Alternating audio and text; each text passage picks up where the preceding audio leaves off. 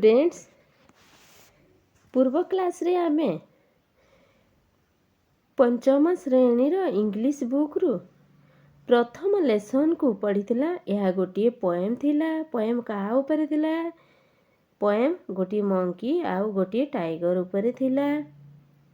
यह गोटे स्टोरी हिसाब रे थिला। तेणु आमे पोएम को भल भाव रे पढ़ी नहीं थिले आउ ए विषय रे आमे बुझी नहीं थिले। आमे नेक्स्ट क्लास रे यार प्रश्न उत्तर आलोचना करिबा। आमे आसीबा कॉम्प्रिहेंशन क्वेश्चंस को। स्टूडेंट्स क्वेश्चन नंबर 1 रे कोन अछि? Who are there in the poem? अर्थ कोन स्टूडेंट्स? पोएम रे किए अछंती? पोएम रे किए अछंती स्टूडेंट्स? खाता पेन बाहर करिबा आउ जे प्रश्न उत्तर करा जाउची स्टूडेंट्स आमे ताकू लेखिबा। तो प्रथम प्रश्न हैला who are there in the poem? अर्थ पोएम रे किए अछंती? आंसर लेखिबा। प्रथमे लेखिबा there is a tiger and a monkey, M-O-N-K-E-Y monkey in the poem. हेला स्टूडेंट्स ए हेला प्रथम प्रश्न उत्तर कौन? There is a tiger and a monkey in the poem. आमे नेक्स्ट क्वेश्चन को आसीबा students. Who rode an tiger? Tiger ऊपर किए बसी थिला? यार आंसर आमे लिखिबा students. Question number 2 rode the monkey M-O-N-K-E-Y monkey rode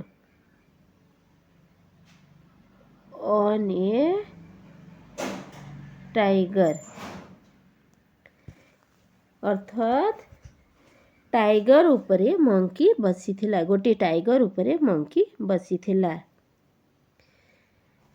next question को आसीबा स्टूडेंट्स। क्वेश्चन नंबर 3 को the monkey was from dash. Monkey टा कहा केउठारु आसी थिला? The monkey was from Raigarh. आमे डैश जगह कौन लिखिबा स्टूडेंट्स? रायगढ़। एठारे आमे आर को कैपिटल लिखिबा कारण यह एक स्थानर नाम अटे।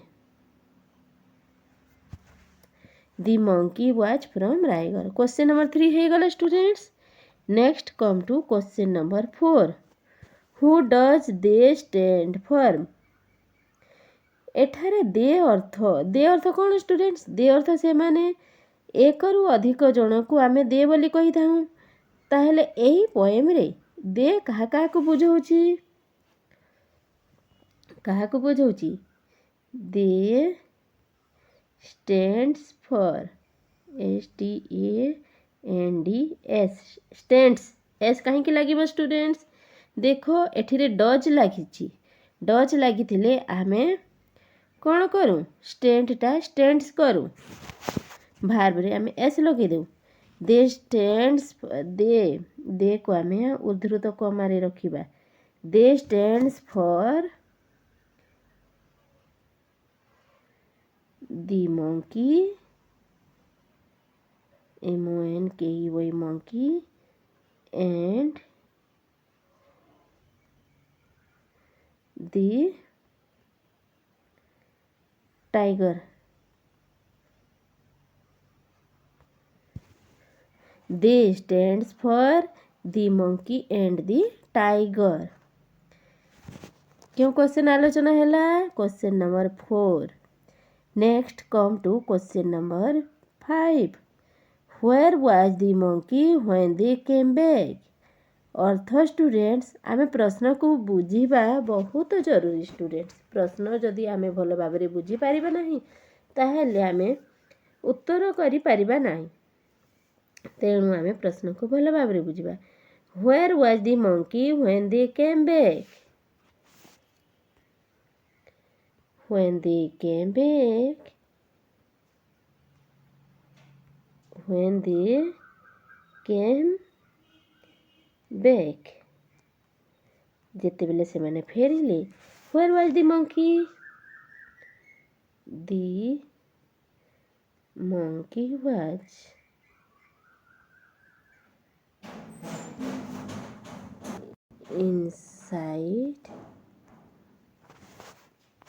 inside the tiger. ଟାଇଗରର ପେଟରେ ଥିଲା। ଯେତେବେଳେ ସେମାନେ ଫେରିଲେ ମଙ୍କିଟା ଟାଇଗର ଭିତରେ ଥିଲା। when they came back, the monkey was inside the tiger, ବା the monkey was in the tiger's stomach, ଆମେ ସେମିତି ମଧ୍ୟ ଲେଖିପାରିବା। come to the next question. question number 6. who was smiling? କିଏ ହସୁଥିଲା? who was smiling ଅର୍ଥ କିଏ ହସୁଥିଲା students. ଏଠାରେ ହୁ ଲେଖିଥିବାରୁ ଆମେ answer ଲେଖିଦେବା। ତାପରେ ଏନ୍ସାର୍ରେ ସେଇ ୱାର୍ଡ଼ଟି ଆମେ ଲେଖିଦେବା, ୱାଜ୍ ସ୍ମାଇଲିଂ ଲେଖିବା। ତ who was smiling?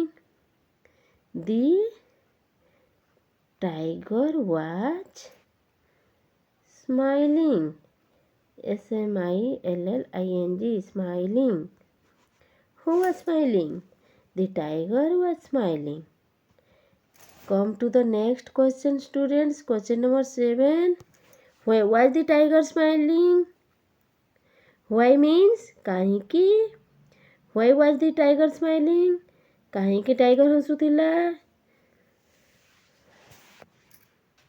The tiger was smiling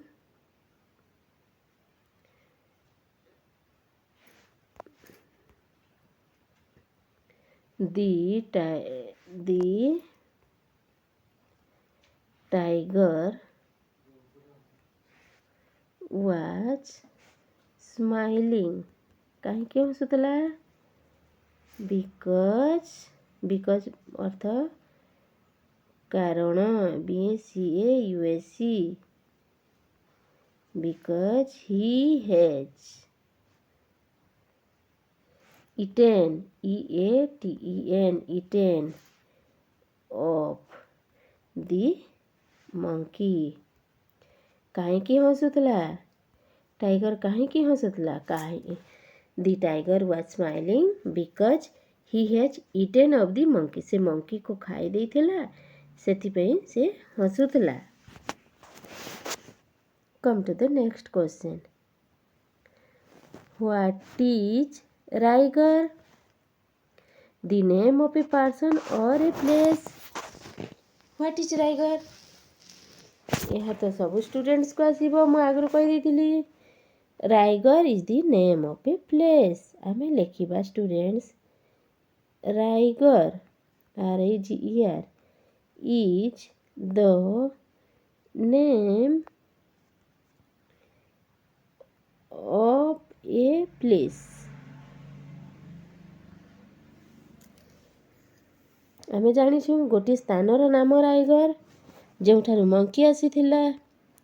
come to the next question, students. how do you know it is the name of a place? ଆମେ କିପରି ଜାଣୁଛୁ ଏହା ଗୋଟିଏ ସ୍ଥାନର ନାମ ବୋଲି? କାହିଁକି ଆମେ ଭାବିବା ଯେ ଏହା ଗୋଟିଏ name of the place? because there is BECAUSE, because there is the word there is the word from ଅଛି। କେଉଁଠି from ଅଛି? before Raigarh, and there is and R is capital.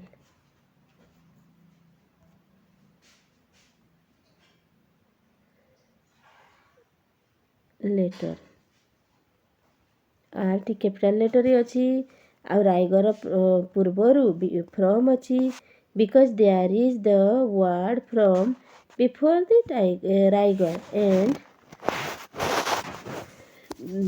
Are is capital letter R capital letter अच्छी आउ राइगर पूर्वर from अच्छी and यह गोटे स्थानर नाम बोली प्रमाणित अच्छी।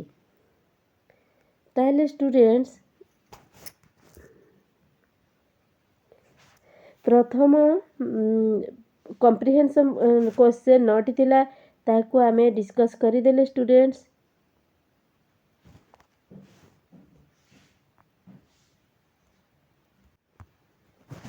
ताहले स्टूडेंट्स सबु प्रश्नर आलोचना हो जाइछि समस्त प्रश्न सठिक भाव में उत्तर हो जाइछि कौन सबु बुझीला स्टूडेंट्स।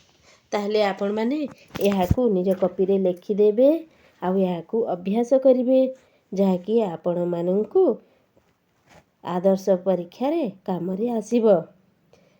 आमे परवर्ती क्लास रे कौन पढ़िबा परवर्ती क्लास रे आमे सेशन 3 विषय रे पढ़िबा।